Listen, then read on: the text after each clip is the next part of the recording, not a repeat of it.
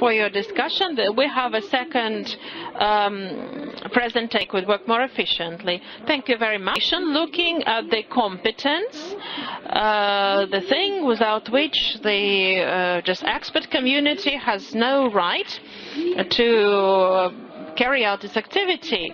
So competence validation is important. In the Soviet Union, we always focus on the quality of the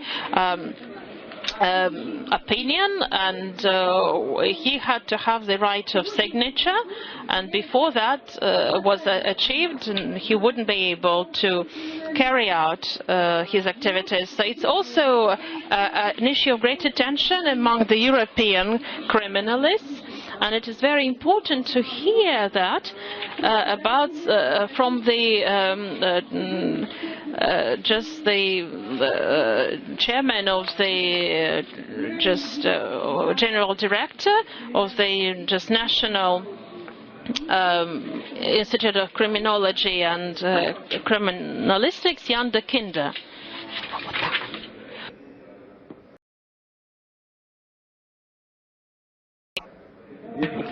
First of all, I'd like to thank you first, the organizers of the meeting, to provide me here with the opportunity to speak at the International Legal Forum, and in particular Mrs. Smirlova, who is the director of the Russian Federal Center of Forensic Science of the Ministry of Justice of the Russian Federation. This meeting here provides us with a unique opportunity where scientific practitioners and legal parties meet. And I will, during my presentation, try not to be too technical, and I hope that this will allow the full audience to follow my line of thought. I will be addressing today the importance of a reported and proven technical competence of the forensic expert in the laboratory in order to assure the objectivity in the expert opinion delivery. And in particular, I'm going to focus on what actions we undertook to establish this in the Belgian forensic laboratory. I have prepared some slides, but I don't see them on the screen. I think perhaps somebody can put the slides on the screen. Yes, thank you very much. First of all, what are the human-based methods in forensic science? One that certainly everybody knows concerns the comparison of fingerprints. The actual comparison of fingerprints is done by a forensic scientist who has acquired a lot of skills in identifying fingerprint minutiae, which are the particularities in each fingerprint. There exist a number of automated systems for handling and comparing databases of fingerprints, but it remains up to the forensic scientist to make a decision on the origin of the fingerprint. And the forensic expert will base his decision on the initial training he received at the beginning of his career, as well as upon the experience he has acquired so far. Hence, the decision he takes will be subjective. Another forensic scientist may come to another conclusion. And how can we guarantee that the same conclusion will be taken by different forensic experts? In other terms, how do we guarantee the objectivity in these fields? A second example of the human-based methods constitutes a comparison of microscopic marks left by a firearm on a cartridge case or a bullet. These marks are in general unique and will allow a forensic expert to identify the firearm which has fired a particular cartridge case or bullet. And similar to the previous example, the objectivity of this technique can be questioned, and we have to provide support in order to arrive at objective results. A third example is the comparison of the analysis of blood pattern, which can sometimes be found after a crime was committed. The patterns are of extreme importance as they provide a recording of the dynamics of a crime. One can deduce how a fatal blow was given to a person, what the orientation and the position was of the body of the victim. It's also of extreme importance in order to distinguish the blood pattern from the victim and potential also these from the criminal. This field is also based on the human brain, who examines a particular pattern found on a crime scene. These are three examples of human-based methods where the human brain will examine patterns according to the traces left on the crime scene. Other ones include fingerprints, firearms examinations, blood patterns, ear prints, shoe prints, and tool marks. Also, handwriting, facial recognition, and hair analysis corresponds to this group. So we have, on the one hand, human-based methods. On the other hand, we have instrumental-based methods, where example is examined with a scientific instrument. For instance, the determination of the alcohol content in blood is a good example of these techniques. The objective of forensic methods is to obtain results with a measurable quality relevant for the criminal justice system. And those results need to be consistent, reliable, and accurate, which means that during the whole process of the introduction or implementation of a new forensic method, a specific step must be taken in order to prove in an objective way that the method is suitable for its intended use. And this process we call validation. We already talked about validation before my presentation. For the instrumental-based methods, the validation of these techniques follows a number of criteria and tests which are well defined in scientific literature. However, how do we deal with the human-based methods? Well, there are three elements of extreme importance in guaranteeing the quality. First of all, there is the competence of the people working in the forensic laboratory. Not only the forensic experts are involved, but all the laboratory people, laboratory assistants, even evidence reception desk. We will be examining this further in my presentation. And the second element is the scientific methodology. Does a forensic expert follows the method which will provide good results? Does it have scientific flows? Are there better methods available? And if so, why are they not used? And third element here is the sound scientific methods needs to be correctly applied in the laboratory as well as in the casework. The competency of a forensic practitioner, an important element, as we discussed that before, relies on four factors. First, there is a theoretical knowledge of the field of forensics. The person needs to be a real expert in the field and be aware of important scientific results which were obtained during the last years. Secondly, the people who are working in the laboratory need to have the right practical skills to execute the analysis. Thirdly, a professional attitude is essential. I think that another speaker will talk about this issue later during this session. And fourth, a controlled experience in the laboratory is very important. There has to be feedback from the cases in which the forensic expert acquired experience in the past. This applies to new people in the laboratory as well as to the experienced forensic scientists. In order to check the elements of the competency, 4 areas of attention can be defined. These include theoretical examination of the general forensic knowledge and knowledge in depth within the forensic field in which one is working, a supervision of the verification of the practical work performed in the laboratory. This can be achieved at audits, but also in daily business by having another expert who is redoing somebody else's case. This way of working and how results can be drawn will be items for discussion between them. Practical performance tests can be organized by mocking casework, and the monitoring of the experience is a necessity. It will not be sufficient to prove at one stage that sufficient knowledge and experience has been acquired This will have to be followed during the whole career of a forensic scientist.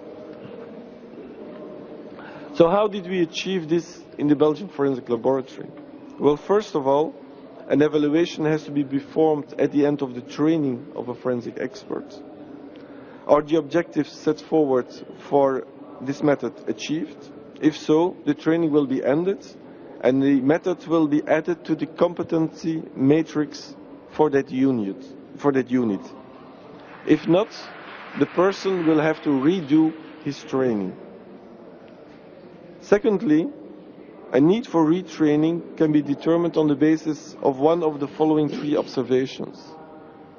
First, a forensic scientist makes a number of errors at a particular type of analysis in a laboratory.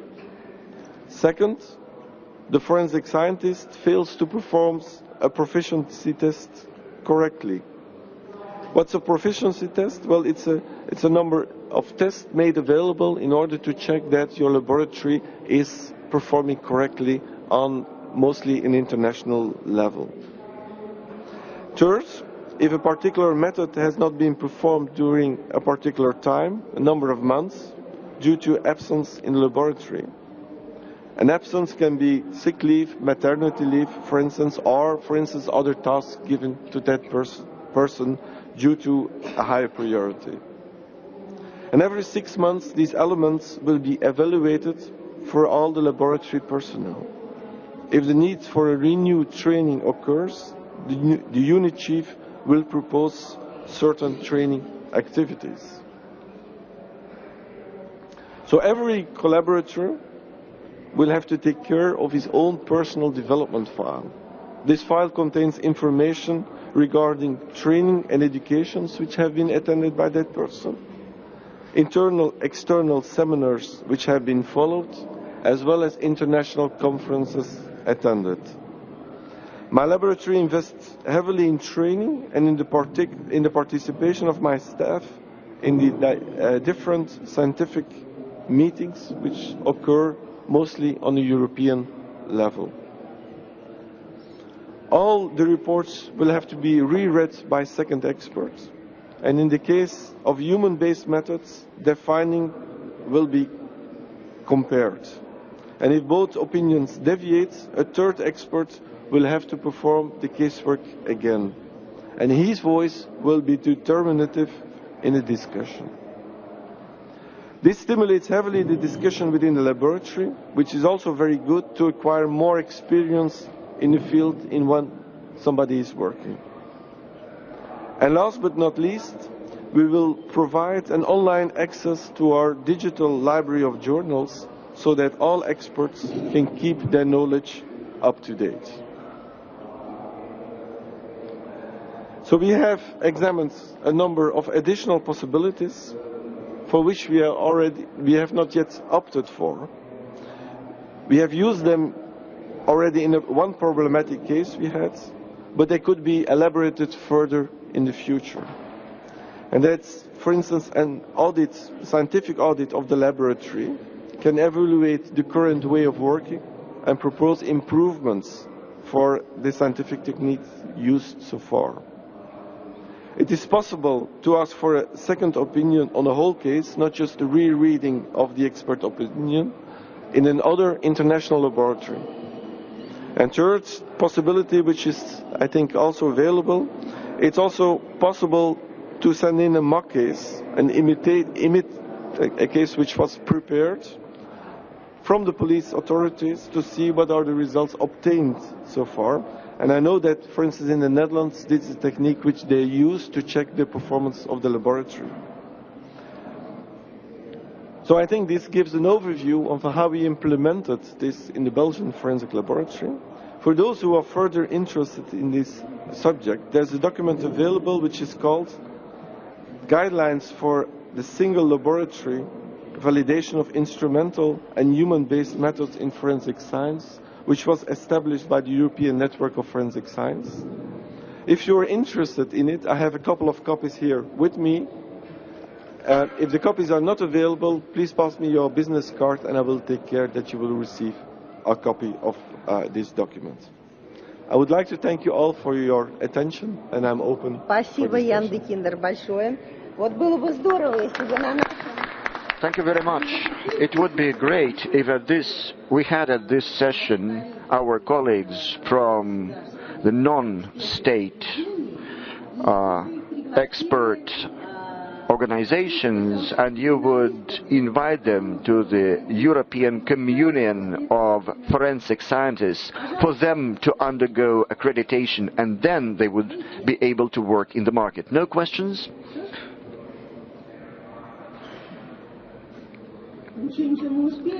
We still have time. This is it. No questions? Okay. Yes, well, you're welcome.